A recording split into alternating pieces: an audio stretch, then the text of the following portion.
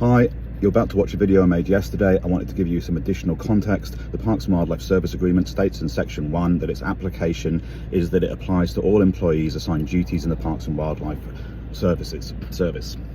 NRE have come up with a new interpretation that would exclude loads of workers from that agreement, which is in direct contravention or direct conflict with the text of the agreement, in conflict with historical and current practices, and is not only delaying negotiations, but it appears to be a direct threat to your industrial coverage and, for a lot of you, to your income.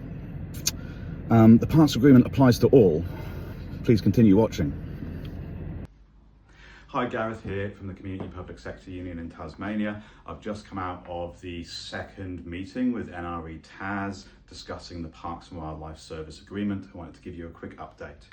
So today we met with NRE along with Thurza and Nat, our General Secretary and Assistant General Secretary, and our delegates Peter Bonifan, Matt Broadfield, Annie Leshin and Hannah Venz. Today we submitted your log of claims for the Parks and Wildlife Service Agreement, which membership voted to endorse with 90% voting yes. This will be attached with this email for you to look through. Along with that, we also submitted some examples on the application and scope of the Parks Agreement. So NRE wrote to us saying that the Parks Agreement should only cover rangers, field officers, and whatever comparable they identify. Our examples where this can clearly not work are bushfire suppression work, where workers in operational, technical, scientific, administrative roles, their way that they are applied, that the bushfire suppression table is applied is through a mechanism in the Parks and Wildlife Service Agreement. So if the agreement only covers rangers, field officers and comparable roles, where does that leave the rest of the workers who get involved in IMT? The second example is FTE. So NRE also claim that they can only apply the Parks and Wildlife Service Agreement to people employed under a 76-hour fortnightly FTE. However, there are multiple work groups, including the compliance unit, who are employed on 73.5 hours fortnight under both TSSA and Parks Agreement. They're not alone in that, and NRE's own tables demonstrating who the agreement covers include workers on those hours.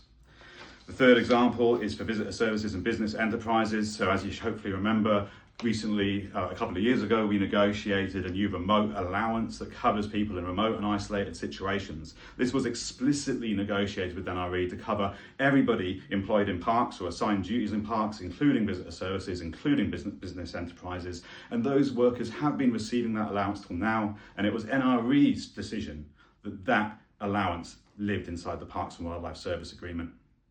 We'll have more updates for you as we go through bargaining. In the meantime, just be aware this is something that impacts everyone in parks. So make sure everyone knows about it. Unity.